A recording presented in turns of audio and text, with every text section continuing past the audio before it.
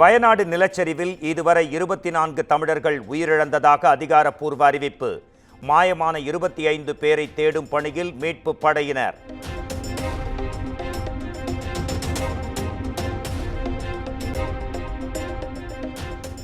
வயநாடு நிலச்சரிவில் சிக்கி உயிரிழந்தோர் எண்ணிக்கை 344ஆக அதிகரிப்பு. முண்டக்கை கிராமத்தில் மீட்பு பணி முடுக்கிவிடப்பட்டிருக்கும் நிலையில் இன்னும் பலர் உயிரிழந்திருக்கலாம் என தகவல்.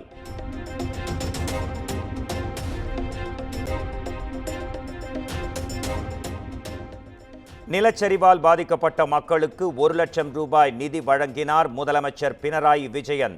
நிகழ்விடத்தை பார்வையிட்ட நடிகர் மோகன்லால் 3 கோடி ரூபாய் நிதி வழங்குவதாக அறிவிப்பு.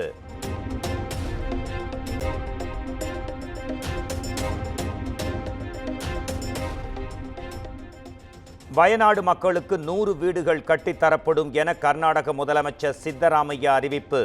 இந்தியர்களின் ஒற்றுமையும் கருணையும் எப்போதும் வயநாட்டில் இருப்பதாக காங்கிரஸ் எம்பி ராகுல் காந்தி வாழ்த்து.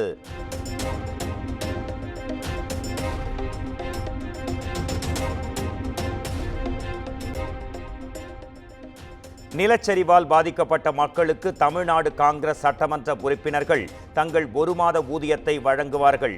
காங்கிரஸ் கமிட்டி தலைவர் செல்வ பெருந்தகை அறிவிப்பு.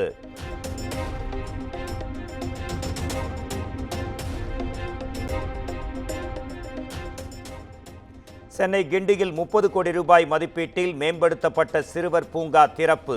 பூங்காவை திறந்து வைத்த முதலமைச்சர் ஒருங்கிணைந்த யானைகள் கணக்கெடுப்பு அறிக்கையையும் வெளியிட்டார். மரியாதை செய்கிறார்கள்.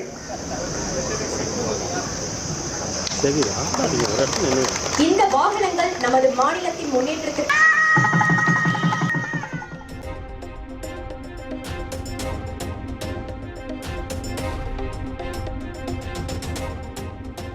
தமிழகத்தில் அதிகரிக்கும் டெங்கு காய்ச்சல் பாதிப்பு எதிரொலி.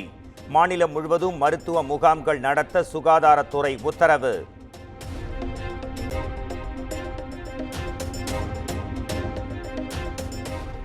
தமிழக அரசின் கட்டுப்பாட்டில் உள்ள பல்கலைக்கழகங்களின் துணைவேந்தர்கள் மற்றும் பதிவாளர்களுடன் உயர்கல்வித்துறை அமைச்சர் பொன்முடி ஆலோசனை.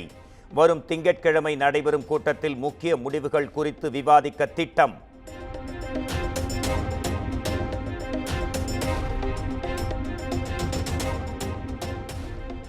தமிழக கல்லூரிகளில் பேராசிரியர்கள் போலி நியமனத்திற்கு காரணமான அமைச்சர் பொன்முடியை பதவியிலிருந்து நீக்க வேண்டும்.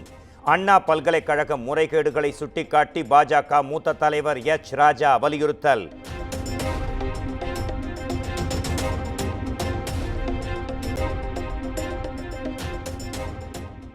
குமாரபாளையத்தில் வெள்ளத்தால் பாதிக்கப்பட்ட மக்களுக்கு நிவாரணம் வழங்கி எடப்பாடி பழனிசாமி ஆறுதல்.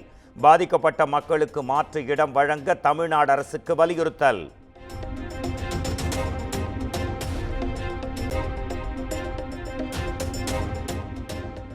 அத்திக்கடவு அவிநாசி திட்டத்தை விரைவில் தொடங்கவில்லை என்றால் பாஜக சார்பில் உண்ணாவிரத போராட்டம் நடைபெறும்.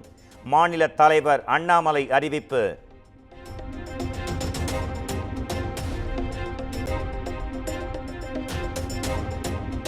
திமுக அரசின் நிர்வாக குறைபாடே மின் கட்டண உயர்வுக்கு காரணம். அதிமுக முன்னாள் அமைச்சர் ஜெயக்குமார் குற்றச்சாட்டு.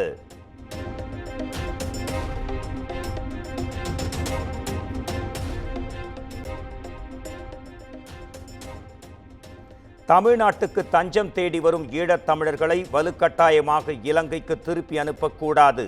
தமிழக அரசின் கொடும்போக்கு என நாம் தமிழர் கட்சியின் ஒருங்கிணைப்பாளர் சீமான் சாடல்.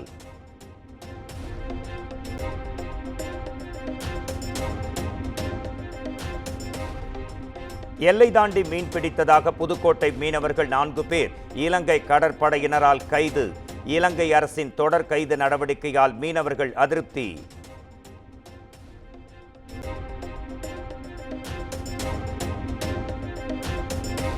குற்றவாளிகளுக்கு பாதுகாப்பு வழங்க முடியாது என சென்னை உயர்நீதிமன்றம் திட்டவட்டம். அச்சுறுத்தல்கள் அடிப்படையில் அரசு செலவில் பாதுகாப்பு வழங்குவது ஒழுக்க நெறிமுறைக்கு எதிரானது என்றும் வழக்கு ஒன்றில் கருத்து.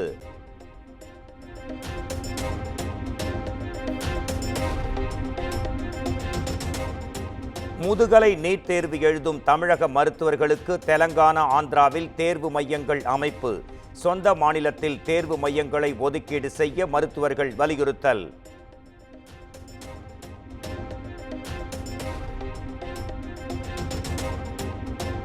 பணி நிரந்தரம் மற்றும் மருத்துவ காப்பீடு உள்ளிட்ட பல்வேறு கோரிக்கைகளை வலியுறுத்தி பகுதி நேர ஆசிரியர்கள் கூட்டமைப்பினர் தீர்மானம். கடந்த சில தினங்களுக்கு முன் சென்னையில் போராட்டம் நடத்திய நிலையில் சிதம்பரத்தில் நடைபெற்ற மாநில செயற்குழு கூட்டத்தில் ஒருமனதாக முடிவு.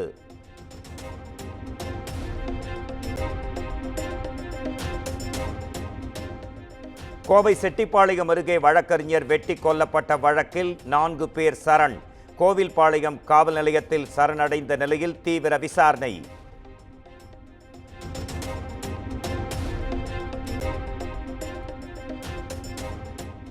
தமிழ்நாட்டில் பெரும்பாலான குற்றங்கள் போதைப் பொருள் புழக்கத்தாலேயே நடைபெறுகின்றன. நாம் தமிழர் கட்சியின் ஒருங்கிணைப்பாளர் சீமான் குற்றச்சாட்டு.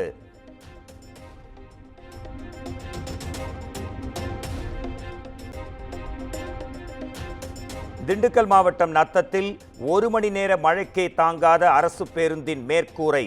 பயணிகள் நனைந்தபடி பேருந்தில் செல்லும் வீடியோ இணையத்தில் வைரல்.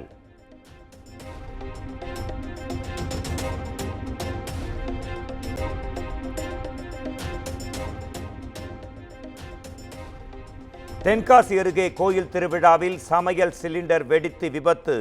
50 லட்சம் ரூபாய் மதிப்பிலான பொருட்கள் தீயில் எரிந்து சேதமடைந்ததாக தகவல்.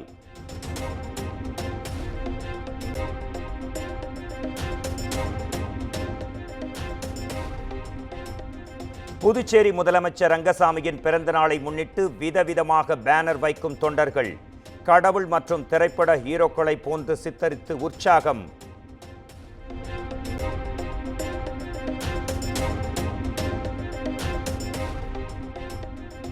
வெளிநாட்டில் வேலை வாங்கி தருவதாக கூறி 3000க்கும் மேற்பட்டோரிடம் பண மோசடி. உத்தரப்பிரதேசத்தைச் சேர்ந்த 4 பேரை பிடித்து புதுச்சேரி போலீசார் தீவிர விசாரணை.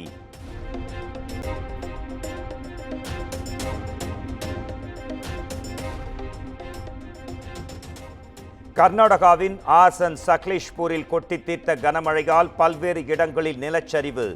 முதலமைச்சர் சித்தராமையா நேரில் ஆய்வு.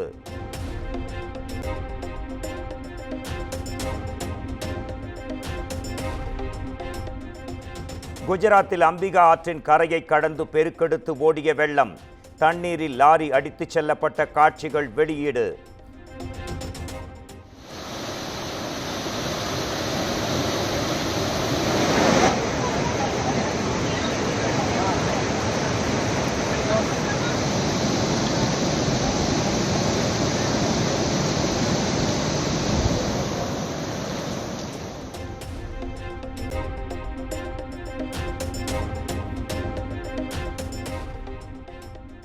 மேற்கு வங்க மாநிலம் கொல்கத்தா விமான நிலையத்தில் தேங்கிய மழை நீர். வெள்ளத்திற்கு நடுவே விமானங்கள் நிறுத்தி வைக்கப்பட்டுள்ள வீடியோ வெளியீடு.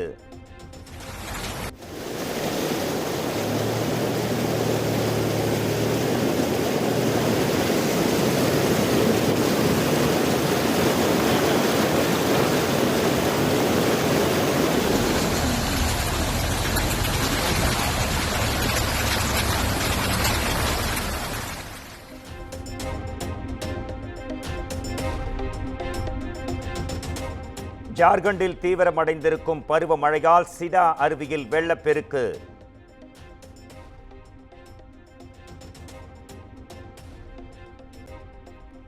கேதர்நாத் பள்ளத்தாக்கில் ஏற்பட்ட நிலச்சரிவில் சிக்கிய கால்நடைகளை மீட்கும் பணிகள் மும்முரம்.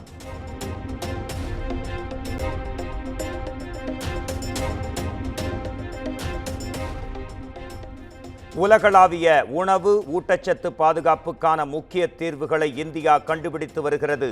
விவசாய உலக மாநாட்டில் பிரதமர் நரேந்திர மோடி பேச்சு.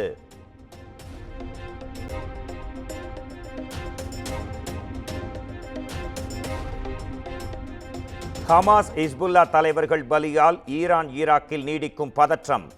இஸ்ரேலுக்கு ஆதரவாக மத்திய கிழக்கில் போர் விமானங்களை குவித்தது அமெரிக்கா.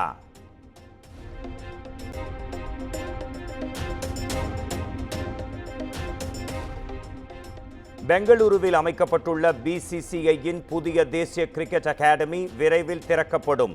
கிரிக்கெட் மைதானத்தின் புகைப்படத்தை பகிர்ந்து பிசிசிஐ செயலாளர் ஜெய்ஷா அறிவிப்பு.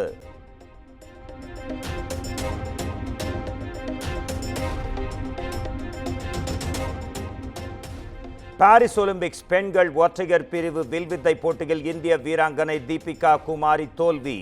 25 மீட்டர் ஏர் பிஸ்டல் பெண்கள் பிரிவில் 4ஆம் இடம் பிடித்து வெளியேறினார் இந்தியாவின் மனு பாக்கர்.